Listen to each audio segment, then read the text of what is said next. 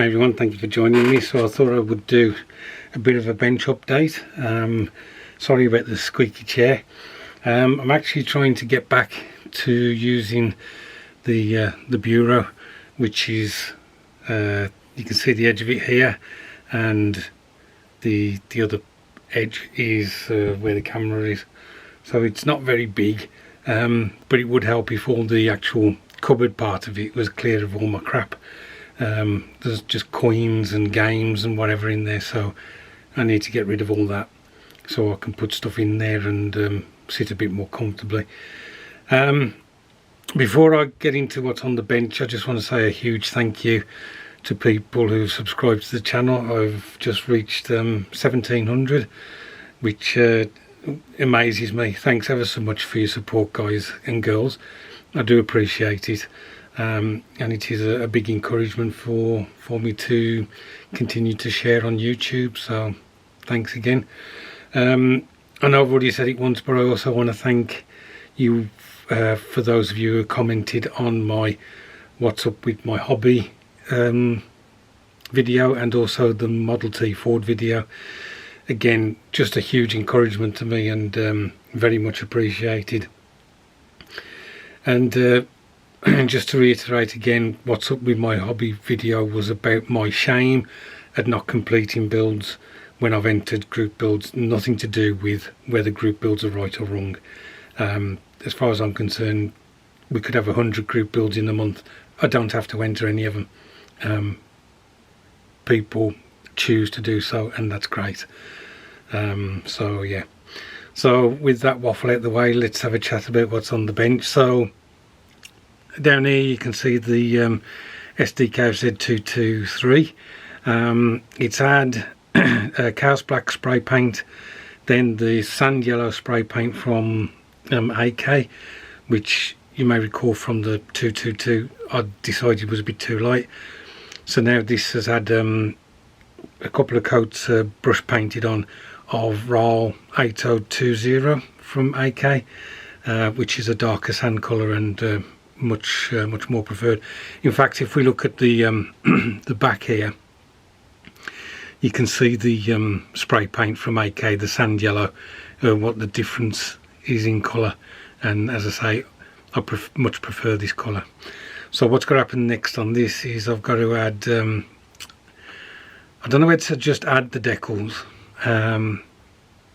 in the hope that they will settle down and I won't get any silvering. But it is a matte paint, or whether to give it a spray of varnish, either satin or gloss, then put the decals on. I don't know. I think I got away with it with the 222, so I may just throw the decals on. Once they're on, I can then look at painting up the other bits and bobs, and then I will either have to decide whether to do a coat of varnish and then put the sludge wash on, or just put the sludge wash on. We shall see. So that's where that is. I still haven't done anything more with the door. I should have got it out actually so you could see what I've done with it, but never mind. So that's that. If I move these close to the camera. So these are Boingrot Bounders, I think they're called. For Age of Sigmar, they're part of the Gloomspite kit range. Basically I just picked one up and started painting him, and I just got into the zone to the point where I spent 3 hours one night painting him and then 3 hours the following night painting him, which is a bit daft for rank and file troops, because that's all these are. None of these are actually characters, apart from, you could say, the champion's a character. So these are rank and file. So to spend 6 hours on one miniature that's rank and file was a bit silly, but I wanted to try and up my game a bit, painting fantasy figures. It's something that I want to achieve, but I don't really put the time into.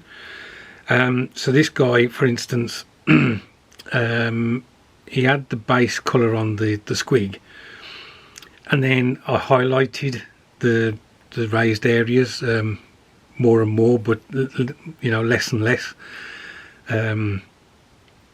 so that it went from a red, a deep red, a dark, well, it's actually called dirt red in the recesses and then underneath, to almost like a scarlet red on the top, but it was gradual. I didn't use any washes on that. It was just, as I say, paint on paint, lighter and lighter. The only place I used washes, a wash for, was the teeth. What I did there, painted them ivory, then I got a brown and watered it down so that it didn't really paint over the top of the ivory, it just tinted it a bit, and then I let that dry, and I've just left that as it is because I thought it worked okay. And it is okay if the wash runs from the top down and settles towards the base of the tooth. I think that's what I was looking for. So, as I say, 6 hours painting and basing him, and now because of the process I went through for this guy, I know what I'm doing with these other 4. So they've just had their base coat of dirty red. Is it dirty red? Yeah, dirty red. AK is 11095. They've had their base coat, so now I can look at highlighting the muscles, and then by adding a bit of initially what I did is I did a third coat of the dirty red on those highlighted areas so that the colour became a bit more vibrant, but left just the 2 coats that I'd done in the recesses. And then once that was dry, I just started adding scarlet red to the dirty red, and then just kept highlighting, as I say, but smaller and smaller areas on the raised parts of the model. The biggest pain in the neck painting these is the gums on the teeth, especially when you got a closed mouth like this, where you got the upper jaw behind the front jaw. That was, as I say, a bit of a pain, but just try to keep it nice and tidy and whatever. So I think that's it. I've been rattling on for quite a while. Thanks for watching. I hope your weekend is going well. I'm just about to start another session of painting. I've got some time off at the beginning of next week, so you can imagine that I'm going to be at the bench basically as much as possible. So yeah, that's all good. Right, look after yourselves, guys. Thanks again for your comments and support, and I'll catch up with you soon.